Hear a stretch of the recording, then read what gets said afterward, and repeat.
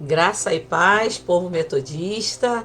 Deus abençoe sua vida. Deus abençoe a todos aqueles que amam a palavra de Deus e que estão empenhados nesse propósito do plano cronológico de leitura bíblica por um ano. Amém? Estamos muito felizes de poder estar aqui hoje para a gente estudar um pouquinho mais. Nós vamos estar lendo hoje do capítulo 13 até o capítulo 15, ok? Lembrando, que todos nós aqui temos, se você não tem, procura o acesso aí, porque pela nossa página do Facebook do Distrito de Nova Iguaçu, nós também viabilizamos. O pastor Romário, que é meu assessor na comunicação, fez essa gentileza, tá ok? Já mandei também pelos grupos, você pode compartilhar. Então nós temos essa folhinha aqui, tá bom? Ó, tá bom? Plano de leitura cronológica da Bíblia para 2024. E hoje, portanto, o quinto dia. Vamos estar lendo do capítulo 12 ao capítulo 15, ok? Nossa irmã Sônia Pimentel já entrou. Vamos entrando lá com alegria, da gente poder estudar a palavra, Põe na sua mente sempre isso, Não desista, persevere. Não leu hoje? Não tem problema. Se você não conseguiu me acompanhar hoje, você acompanha amanhã. Eu vejo tantas pessoas felizes, e dizendo, empenhadas: pastor, eu não consigo abrir o Face. Eu estou mandando para essas pessoas. O irmão Berli, da igreja de Corumbá, também postou no YouTube, tá lá no YouTube. Se você quiser ler a Bíblia aí com a pastora Marisol, é só você também acessar lá o YouTube, do nosso irmão seminarista Valberli, ok?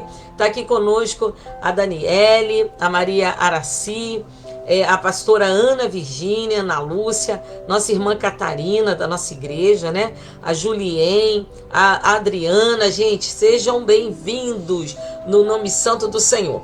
E já que a palavra diz que onde houver 2 ou 3 reunidos no nome do Senhor, ali ele está no nosso meio. Então já está o Senhor aqui no nosso meio, Hoje eu estou assim meia correndo. Amanhã nós temos um conselho distrital.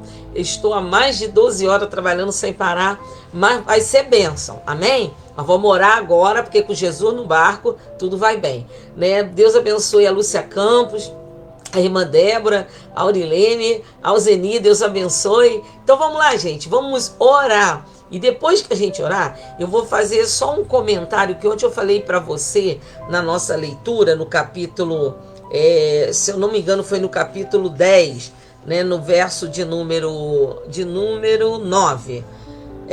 Nós falamos sobre Nimrod, lembra? Que a gente falou, um poderoso caçador diante do Senhor. Mas eu já havia estudado sobre Nimrod alguns anos atrás, e eu falei assim, não, eu quero ir um pouquinho mais a fundo. Então daqui a pouquinho eu vou estar compartilhando com você algo interessantíssimo. Você vai amar, tá bom? Também está conosco aqui, deixa eu ver, o Danilo, a nossa irmã Vila Porto, a Ana Paula. Deus abençoe. Irmã Magali, que o Senhor também te abençoe. Então vamos lá, gente, vamos orar? Oremos ao Senhor. Pai querido, Pai amado, nós estamos entregando esse quinto dia, Senhor. Quinto dia da nossa leitura bíblica, esse plano cronológico de leitura bíblica na tua mão.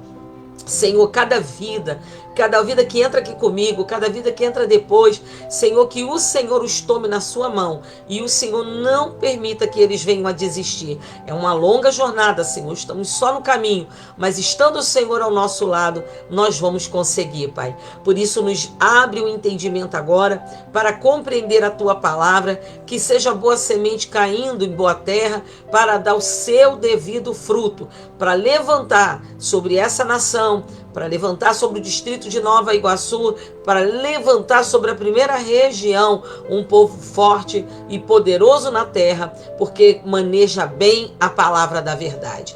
Senhor, nos dê sabedoria. Eu me humilho debaixo da tua poderosa mão, sabendo que todo conhecimento, Senhor, e toda sabedoria vem de ti. Então fala conosco. Nós queremos e precisamos muito ouvir a sua voz. Oramos em concordância, em nome de Jesus. Amém. Amém, meu irmão, minha irmã. Também está aqui conosco pastora Márcia Devita, a Eliane Andrade, a Monique Maciel, Amém? Deus abençoe a todos vocês. Então vamos lá, gente. Antes da gente começar, porque hoje os capítulos que nós vamos ler, que é o capítulo 12 ao 15, vai falar do chamado de Deus de Abraão.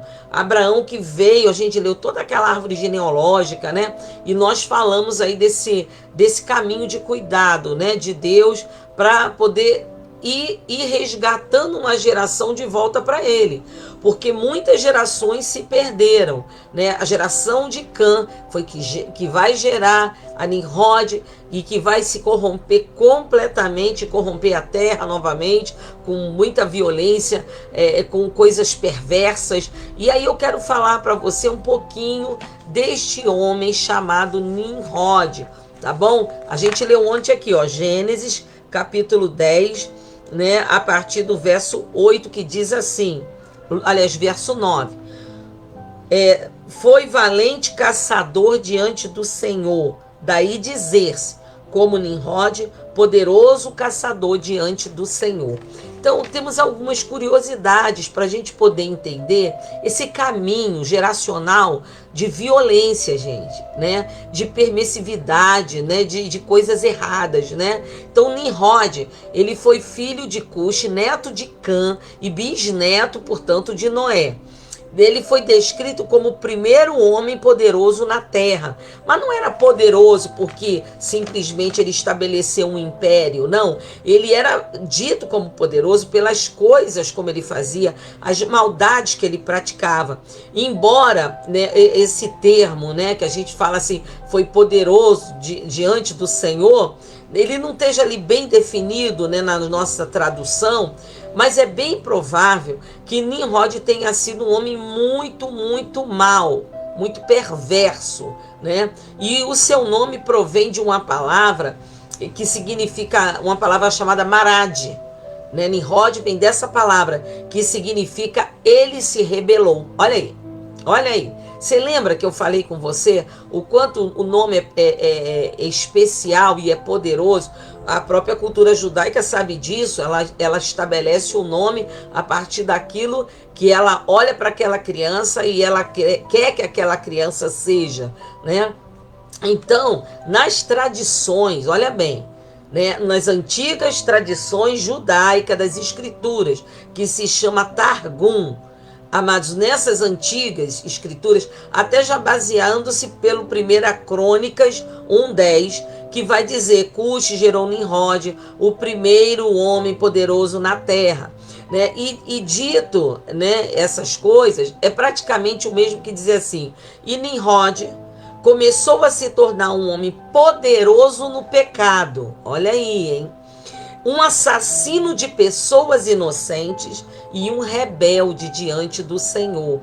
Então ele foi poderoso diante do Senhor porque ele foi rebelde diante do Senhor. Gente, olha aí o pecado dentro da rebelião, que a Bíblia diz que é semelhante ao pecado de feitiçaria. Então o Targum, que nada mais é do que as antigas escrituras judaicas, das tradições judaicas, afirma que ele foi poderoso em caça de rapina e em pecado diante de Deus, porque ele era caçador não só de animais, mas ele era caçador dos filhos dos homens, em todos os seus idiomas, né? E as pessoas chegavam a dizer que ele colocava dessa forma, apartai-vos da religião de Sem, lembra dos primeiros filhos de Noé, né? Apartai-vos da religião de Sem e apegai-vos aos estatutos de Nimrod. Ou seja, ele estabelece a palavra dele como uma palavra para ser colocada à frente da palavra do Senhor, que Sem ainda cultuava e acreditava. Olha isso, gente, né? Nimrod simplesmente não tinha escrúpulos, tanto que ele tomou, olha isso, eu me lembrava desse aí, eu não quis falar ontem, mas eu me lembrava desse fato. Ele tomou a própria mãe dele como mulher, se deitou com ela, e ela gerou um filho de Nimrod. Então, após a sua morte, a mãe dele chamava Semiramis, que acreditava ser mãe de um deus. O homem era ruim como um capeta, né? E ela achava que ela deu à luz, ela pariu esse deus que era poderoso e submetia todo mundo. Portanto, ela se impôs como deusa. Então, quando Nimrod morre, ela se intitula uma deusa. E Semíramis se deitou com vários homens, muitos homens, até que ela engravidou de um segundo filho. Aqui que começa a curiosidade. Ela engravida de um segundo filho que ela pôs o nome de Tamuz, porque ela acreditava ser a reencarnação de Nimrod. Então é a primeira vez que essa palavra, esse termo reencarnação, aparece no mundo. Olha isso, gente, né? Então não era só que ela teve mais um segundo filho, mas ela, naquele filho, reencarnou a alma de Nimrod. E Tamuz foi apresentado a todos assim, como reencarnação de Nimrod. Aí, né, essa família aí, né, totalmente desconstruída na sua forma de crer, né, porque só criam na força, no poder, na honra e na própria glória, né, essa veneração a Semíramis e Tamuz, esses dois, mãe e filho, se espalhou por outros países ali do Oriente, se espalhou, amados. E nessa época em que isso se espalhou, né, se espalhou também a confusão, amados, das línguas. Então tudo veio junto, essa complicação toda veio junto, né? E em muitos lugares, em muitos povos, todos começaram a adorar uma mãe como a filha o filho nos seus braços. Olha aí, por isso que eu te falei que era uma curiosidade. Em todas as nações do mundo, os grandes impérios poderosos começaram a venerar, a adorar uma mãe com o seu filho nos braços, muito antes do nascimento de Jesus. Então Tamuz, né, nasceu no dia 25 de dezembro. Olha, a gente como crente tem andado muito apegado, né, às datas do calendário do mundo. Olha aí o cuidado, gente, né? E ele era considerado, né, esse Tamuz era considerado o deus sol dos egípcios. Mas ele também era o deus dos babilônicos, dos gregos, dos persas, dos romanos. E ainda hoje, né, de várias formas, o menino Tamuz ainda é considerado um deus pagão. Eu não sei se eu vou conseguir que você enxergue bem aí. Mas eu quero que você, ó, vamos ver se eu consigo, né? Olha aqui, ó. Deixa eu ver aqui, aí. Essa daqui, ó, é uma deusa. Deixa eu ver se minha mão aparece aqui. Aqui. Essa, a primeira aqui, o quadrinho vermelho. É uma deusa indiana que os hindus adoram. Uma mãe com o filho nos seus braços. A segunda, verde aqui, é uma estatueta egípcia que os egípcios adoravam. Essa outra aqui em cinza é justamente o que nós estamos falando. Nós estamos falando de Semíramis e de Tamuz. Depois aqui, ó, aqui embaixo aqui, ó, olha aqui. Nós temos a primeira imagem aqui, não sei se dá para você ver aí, ó, aí onde está minha mão aqui, né? Nós temos a adoração dos chineses. E depois a imagem do budismo, adorando uma criança também. E a última, olha aqui, ó, é Maria e Jesus. Então, qual é, amados, a grande curiosidade dessa família violenta, sanguinária, dominadora, que começou a estabelecer o primeiro império sobre a face da terra, depois de Noé, porque ele era descendente de Noé? A gente vai ver que Satanás ele vai criando um plano para criar uma veneração, uma adoração a uma trindade profana. Trindade profana. Então, Nimrod, a mãe Semíramis e depois o filho Tamuz, que era o filho do incesto dele com a mãe. Por isso, eu estou falando uma trindade profana.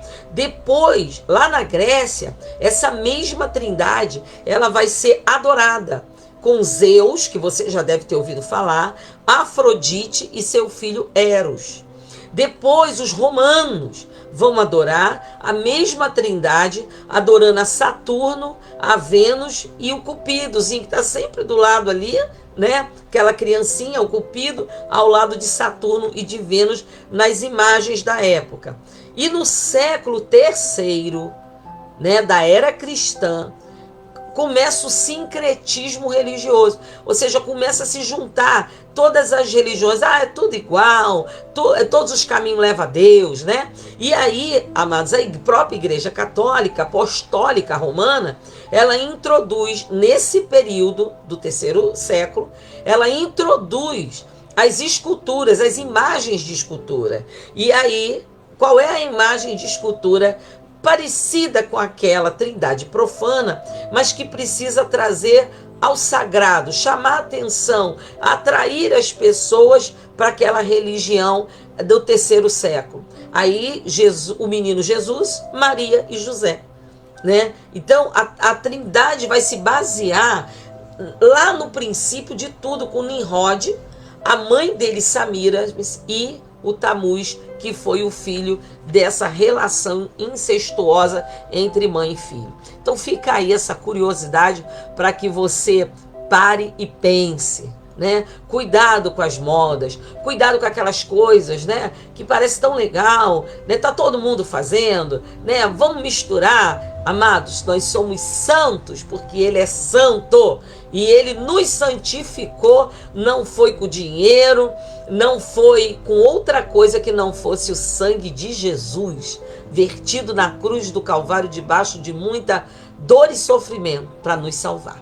Amém? Então fica aqui essa curiosidade aí muito boa, né? Muito boa para a gente aprender, né? Cuidado, tá bom? Então vamos lá. Hoje nós vamos estar lendo a partir do capítulo 12, tá? Então diz assim a palavra do Senhor. O título é: Deus chama Abraão e lhe faz promessas. Então o Senhor disse a Abraão: saia da sua terra, da sua parentela e da casa de seu pai, e vá para a terra que eu lhe mostrarei. Farei de você uma grande nação, e o abençoarei, e engrandecerei o seu nome. Quero que você guarde aí esse versículo no seu coração, porque esse versículo, até nesse momento, é uma promessa. Aí Deus continua dizendo: seja uma bênção, ou em algumas versões, se tu uma bênção. Verso 3: abençoarei aqueles que o abençoarem, e o amaldiçoarei aqueles que o amaldiçoarem. Em você serão benditas todas as famílias da terra. Partiu, pois, Abraão, como o Senhor lhe havia ordenado. Deus deu uma ordem que iria originar, né, de uma promessa a uma realidade espiritual. Partiu, pois, Abraão, como o Senhor lhe havia ordenado, e Ló foi com ele. Lembrando que Ló era um sobrinho. Abraão tinha 75 anos quando saiu de Harã. Abraão levou consigo a mulher Saraí, o seu sobrinho Ló, todos os bens que haviam adquiridos e as pessoas que lhe foram acrescentadas em Harã. Partiram para a terra de Canaã e lá chegaram. Abraão atravessou a terra até Siquém, até o carvalho de Moré. Nesse tempo, os cananeus habitavam essa terra. O Senhor apareceu a Abraão e lhe disse, esse é o verso 7.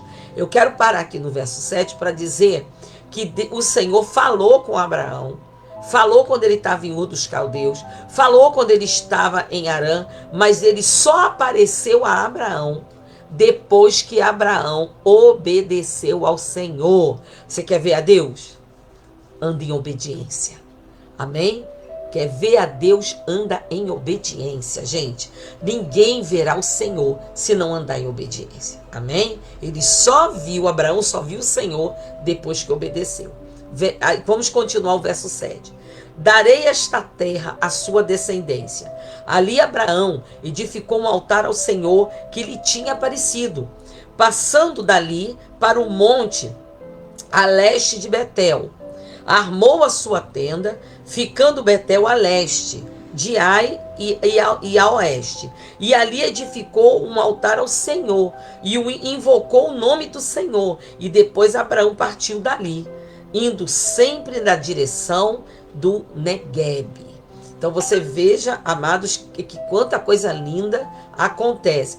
Então, falamos de Nimrod, falamos de gerações corrompidas desde a época de Noé. Lembrando, gente, que essa geração amaldiçoada e corrompida foi o pai, né? Vamos dizer, Cã, filho de Noé, que viu ele nu, lembra? E saiu para contar para os outros. Os outros, sem Jafé, não fizeram isso. Eles ficaram de costa e com uma capa cobriram a nudez do pai. O pai, então, amaldiçoa Cã. E ali começa gerações e gerações corrompidas, a ponto de que o bisneto, né, gente, vai se relacionar com a mãe dele, meu Deus.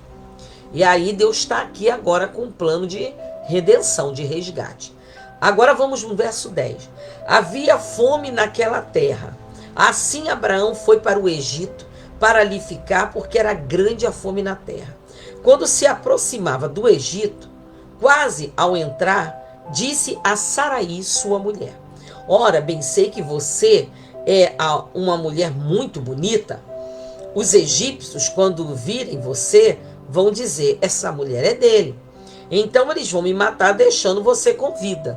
Diga, pois, que você é minha irmã, para que me tratem bem por sua causa e por amor a você me conservem a vida. Olha os planos que a gente tenta fazer ao invés de confiar no Senhor.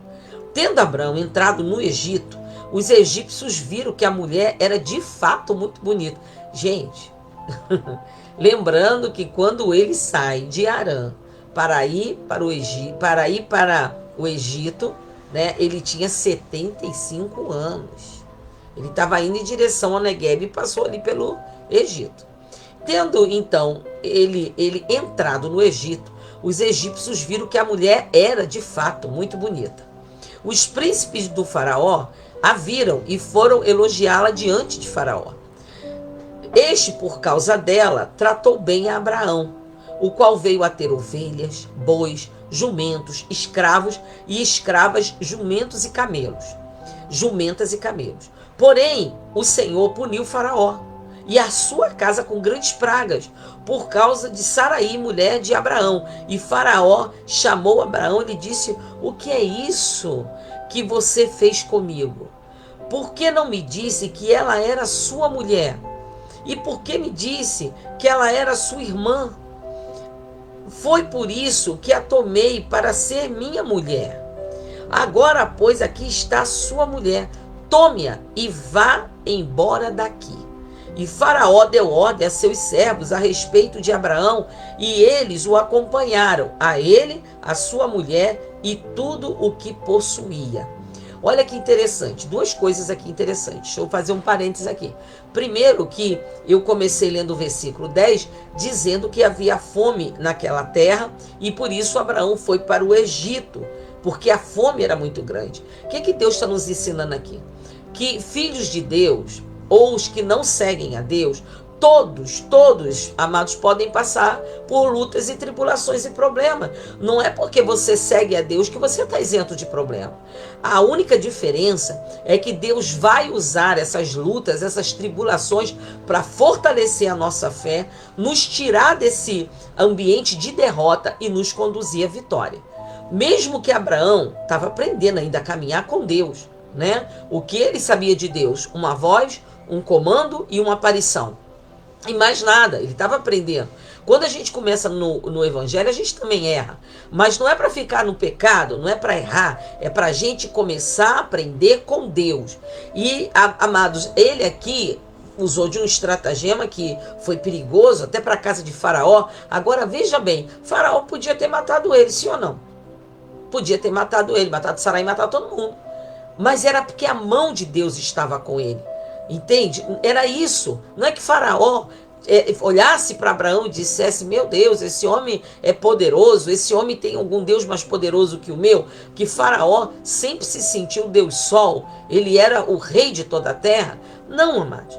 É porque Deus estava com ele. Então, mesmo às vezes a gente errando, Não estou falando de pessoas que já estão anos no Evangelho, não. É quando a gente começa a nossa jornada de conhecimento com Deus, crescimento espiritual, a gente pode errar. Mas não é para a gente ficar no erro. Amém? Isso a gente aprende aqui. Então vamos lá agora. Abraão e Ló se separam, que é o capítulo 13. Abraão saiu do Egito e foi para Neguebe, ele e a sua mulher e tudo o que tinha. E Ló foi com ele. Abraão era muito rico, possuía, claro, né? Ganhou lá dos egípcios, né? Possuía gado, prata e ouro.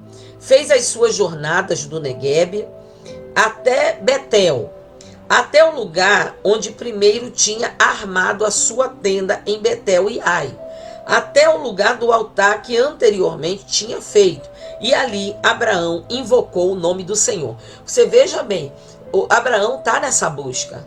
Ele constrói um altar para invocar o nome do Senhor. Depois ele volta, né? Quando Faraó manda ele embora do Egito, ele volta para Betel. Ele volta para aquele lugar do encontro com Deus, né? Um lugar marcado, né? Por um altar. E ali ele invoca o nome do Senhor. Ló, que ia com Abrão, também tinha rebanhos, gados e tendas. E a terra não podia sustentá-los para que morassem juntos, porque eram muitos os seus bens, de maneira que não podiam morar um na companhia do outro. Houve desentendimento entre os pastores do gado de Abrão e os pastores do gado de Ló. Nesse tempo, os cananeus e os ferezeus habitavam esta terra. Então Abrão disse a Ló: não deveria haver conflito entre mim e você, entre meus pastores e os seus pastores, porque somos parentes chegados. Parênteses, né? Olha que importante, amados, esse pensamento de Abrão. Na verdade, Abrão está dizendo o seguinte: a família é mais importante que dinheiro. A família é mais importante do que bens materiais. Ele colocou o bem da família e estar com a família acima de qualquer recurso, né? Verso 9 do capítulo 13. Não está toda a terra diante de você? Peço que você se afaste de mim. Se você for para a esquerda, eu irei para a direita. E se você for para a direita, eu irei para a esquerda.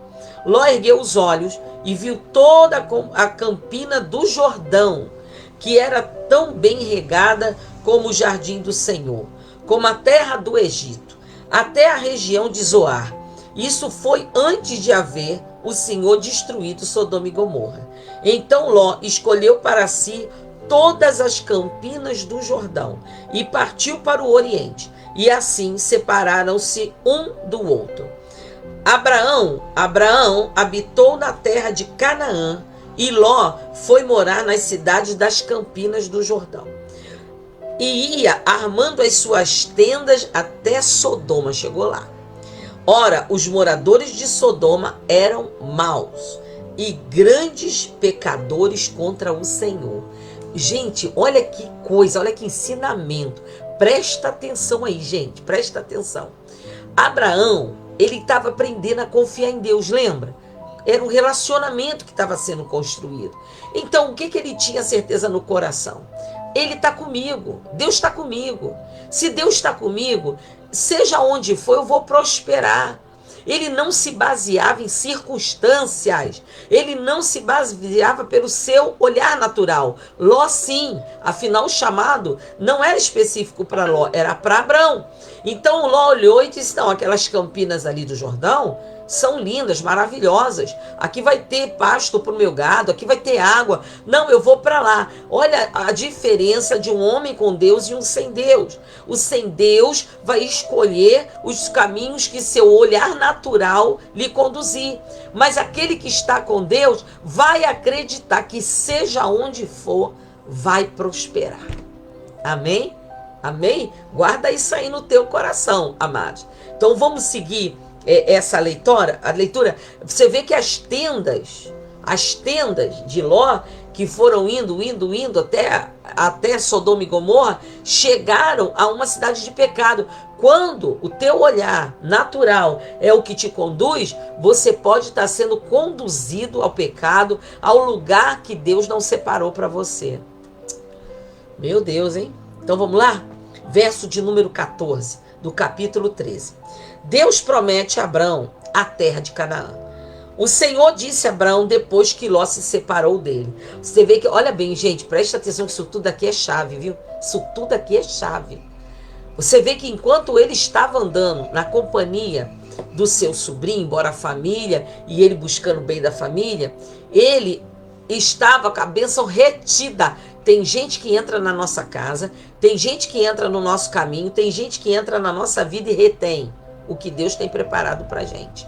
Então, o Senhor agora, que diz aqui, que Ló se separou de Abraão, o Senhor então vai até Abraão e lhe diz: erga os olhos e olhe de onde você está para o norte, para o sul, para o leste e para o oeste.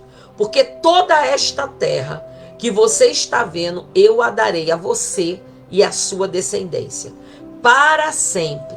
Farei a sua descendência como o pó da terra, de maneira que se alguém puder contar o pó da terra, meu Deus, então será possível também contar os seus descendentes. Levante-se e percorra essa terra, no seu comprimento e na sua largura, porque eu a darei a você. Duas chaves aqui, gente. Você tem que ver, e aquilo que você vê, você vai imaginar na sua alma, e como você imagina aqui na sua mente, na sua alma, assim será. Então ele faz Abraão olhar, não só numa direção, norte, sul, leste, oeste. Olhe aonde alcançar a tua vista. Olhe, eu vou te dar isso por herança. E depois o Senhor, ele define, né, que não só ele tem que olhar, mas ele também tem que caminhar naquela terra. Tomar posse, botar o pé, porque aonde você botar a planta dos teus pés será vosso, diz o Senhor. Amém? Então você quer uma vitória? Você bota o seu pé lá na vitória. Quando eu aprendi isso, ainda jovem, estava aí com meus 26, 27 anos, eu sonhava em ter um carro. Mas como eu ia ter um carro? Não tinha dinheiro, eu estava desempregada, meu emprego, na verdade eu tinha recém, conseguido um emprego, eu tinha um mês de carteira assinada, ainda estava num período de experiência. Vou contar essa experiência aqui para você, mas eu precisava de ter um carro, embora eu não tivesse recurso, e eu falei assim para o Senhor: Senhor, eu quero um carro, eu consigo pagar, um exemplo, só para você entender, né? Eu consigo pagar R$ 200, um dinheiro assim, amado, não era muito não. Né? E eu falei, mas eu não sei onde está esse carro que me aceite da forma que eu tô, com a carteira recém-assinada, né? E eu possa pagar essas prestações, inclusive sem entrada. E esse Deus lindo que a gente serve, né, me permitiu ficar doente. E eu fiquei doente, fui ao memorial, que era, na época, o memorial estava ali em frente ao Norte Shopping. Eu morava no engenho era Engenho Novo ali. Engenho de Dentro. E aí eu fui com o Ivan até lá, fui atendida para ouvir o médico dizer assim: você não tem nada. Aí eu falei assim pro Ivan: caramba, gastamos dinheiro para vir aqui, não tenho nada, agora eu vou voltar a pé. Dava umas 20 quadras, mas eu falei: eu vou voltar a pé. E eu fui a pé. Só que quando eu passei por uma loja que vendia Kombi, tinha um carro, dizia assim: sem entrada, parcelas de R$ 200. Eu falei assim: já sei o que eu tenho que fazer, olhar e tomar posse. Entrei na loja, olhei o carro por dentro e por fora. Aí o moço, né, o dono da loja, veio me atender. E aí eu falei: só um momento. E aí eu fui tocando assim o carro, passando a mão no carro. Falei: eu tomo posse, é meu. Eu tomo posse, não vai ser vendido para mais ninguém. Vai ser vendido para mim, dentro das minhas condições. Né? Quando terminamos, o moço: não, você quer comer? Eu faço para você o cálculo e tal. Aí eu falei: tá bom, pode fazer tudo, vou deixar aqui todos os documentos com o senhor, tudo que o senhor está me pedindo, o que faltar o senhor me avisa. Amado, olha que coisa doida, né? Eu tinha um mês de carteira assinada e eu comprei um carro né? Então, isso aqui que Deus ensinou a Abraão é chave. Começa a usar. Amém? Então, vamos lá, capítulo 14, né? Guerra de 4 reis contra 5. Capítulo 14. Naquele tempo, Anrafel, rei de Siná, Arioque, rei de Elazar, Quedorlaomer, rei de Elão, e Tidal, rei de Goim, fizeram guerra contra Bera, rei de Sodoma, contra Birsa, rei de Gomorra, contra Sinabe, rei de Admá, contra Semeber, rei de Zeboim, e contra o rei de Bela, também chamada de Zoar. Todos se ajuntaram no vale de Sidim, onde fica o mar salgado. Durante 12 anos serviram Quedorlaomer, porém, no 13º eles se rebelaram. No 14º ano veio Quedorlaomer e os reis que estavam com ele, que ficaram ao lado dele, e derrotaram os Refaíns em Asterote e Carnaim, e os Uzins em An, e os Emins em Savé Kiriataim, e os Oreus no seu monte Seir, e Elparã, que está junto ao deserto. De volta passaram em Mispate, que é Cardes, e conquistaram toda a terra, olha só, amados, toda a terra dos amalequitas e dos amorreus que moravam em Hazazon Tamar. Então saíram os reis de Sodoma e Gomorra, de Admá, de Zeboim e de Bela, que é Zoar, e se prepararam para a batalha no vale de Sidim, contra Quedorlaomer, rei de Elão, contra Tidal, rei de Goim, contra Anrafel, rei de Siná, e contra Arioque, rei de Elazar. Eram 4 reis contra 5. Ora, o vale de Sidim estava cheio de poços de betume. Os reis de Sodoma e Gomorra fugiram. Alguns caíram nesses poços e os restantes fugiram para o monte. Os reis vitoriosos pegaram todos os bens de Sodoma e de Gomorra e todo o seu mantimento e se foram. Nem precisaram lutar, né? Covardia faz isso, né? Ló é preso. Apossaram-se também de Ló, sobrinho de Abrão, que morava em Sodoma, e dos seus bens, e partiram. Porém, um homem que conseguiu escapar veio e contou tudo a Abraão, o hebreu, e este morava junto dos carvalhais de Manre, o amorreu, irmão de Escol e de Aner, os quais eram aliados de Abraão. Olha que interessante, né, gente? Lembra da escolha que Ló fez, os caminhos que a escolha natural humana dele levou ele, que foi a Sodoma, e por fim agora, prisioneiro e escravo de reis dominadores. Não é assim que o pecado faz? Quando Abrão soube que seu sobrinho estava preso, fez sair 318 homens dos mais capazes, nascidos em sua casa, e perseguiu os inimigos até Dan. E de noite, Abraão dividiu seus homens em grupos, derrotou os inimigos e os perseguiu até Obá, que fica ao norte de Damasco. Trouxe de novo todos os bens e também o seu sobrinho Ló, os bens dele e ainda as mulheres e o povo. Lembra do que eu disse a você, de que quando a sua escolha é Deus, não é que Deus vai te livrar de todos os problemas. Nós vamos passar lutas, aflições, sim, vamos passar. Mas aquilo vai redundar em peso de glória, porque Deus te dará vitória.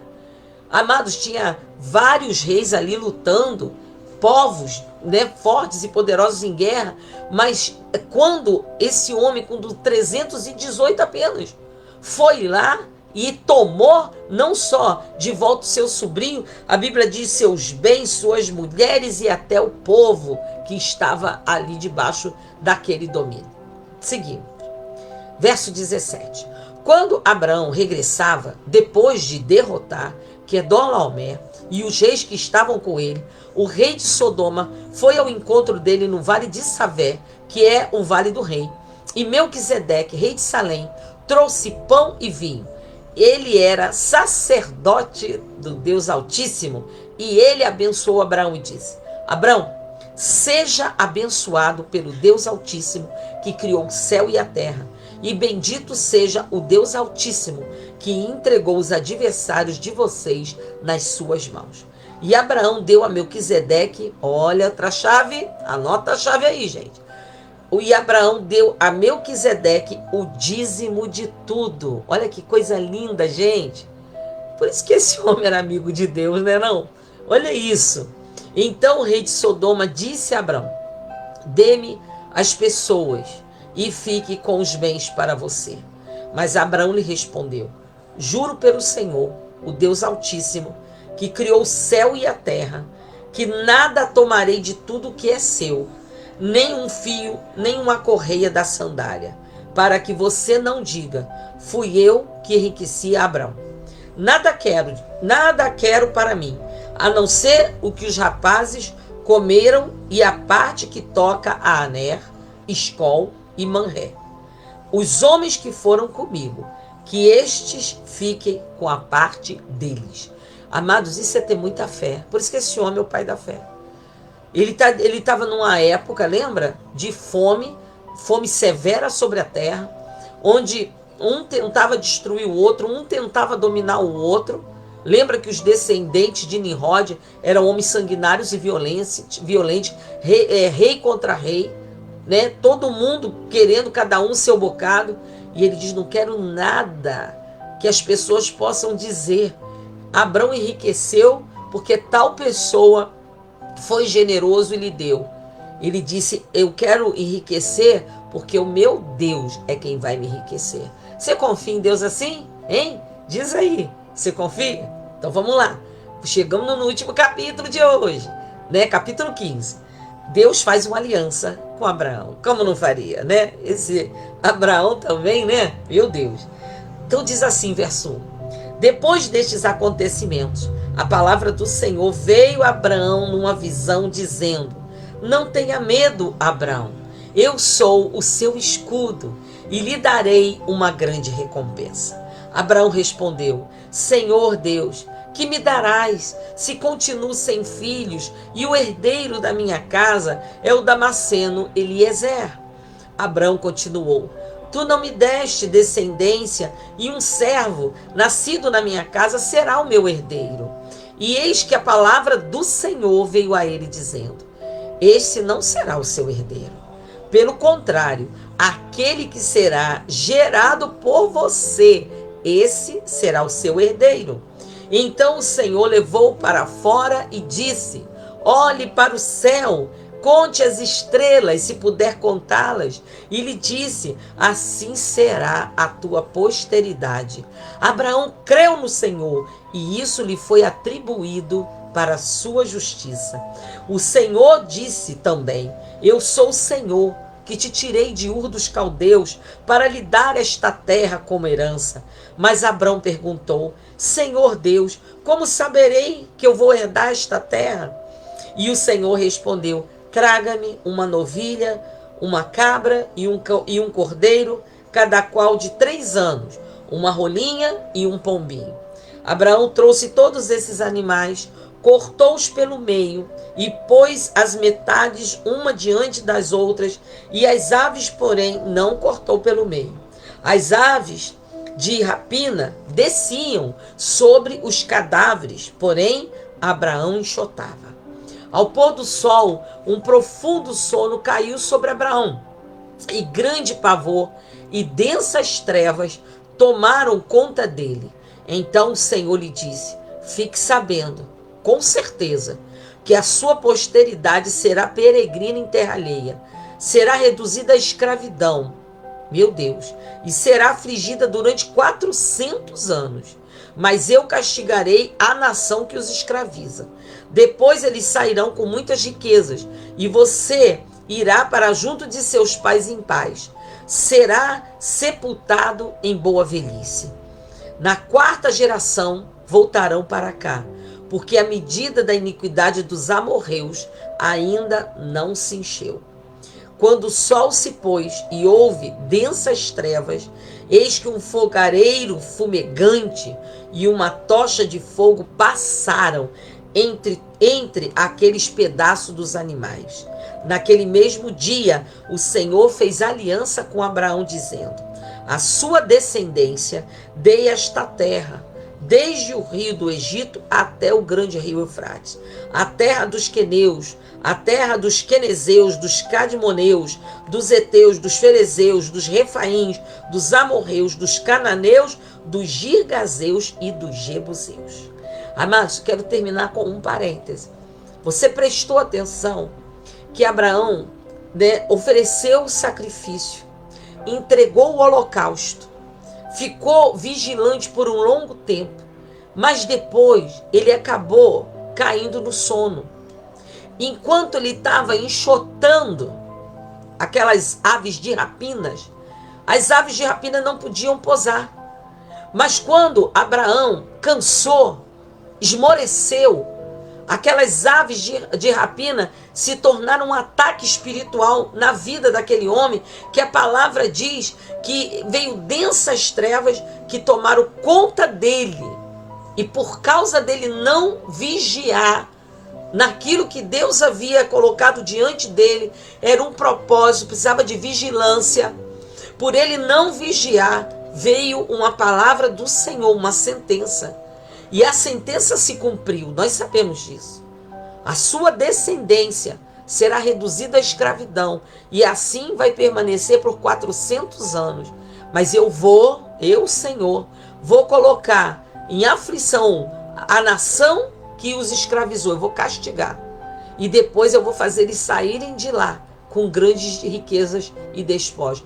Toda essa palavra se cumpriu. Mas veja, amados, que por ele não vigiar, no holocausto, no sacrifício, naquele momento tão valioso, de aliança, uma sentença espiritual foi colocada. Eu estou dizendo para você o seguinte: vigia, não esmoreça, não deixa Satanás roubar a tua bênção, sabe? Os urubus podem até sobrevoar a nossa cabeça, os demônios podem estar até ao derredor, mas ele não pode fazer ninho na nossa cabeça.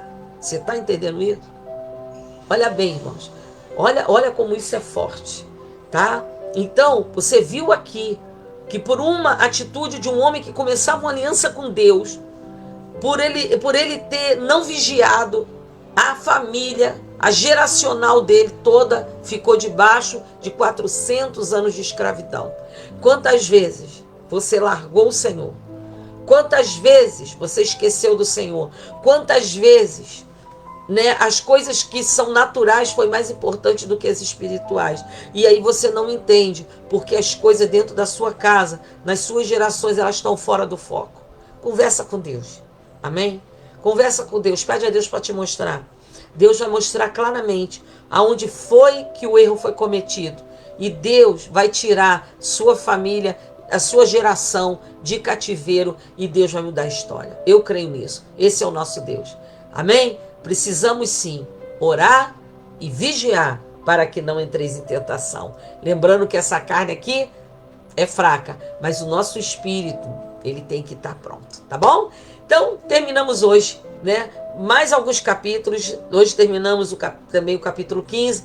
Amanhã, em nome de Jesus, estaremos aqui. Eu aviso sempre mais ou menos 30 minutos antes, tá bom? Que Deus abençoe sua vida. Obrigado pela sua companhia. Vamos continuar estudando a palavra. Vamos continuar aprendendo, porque o povo que não perece é o povo que conhece a palavra. Deus abençoe sua vida. Beijo grande. A paz do Senhor. Amém?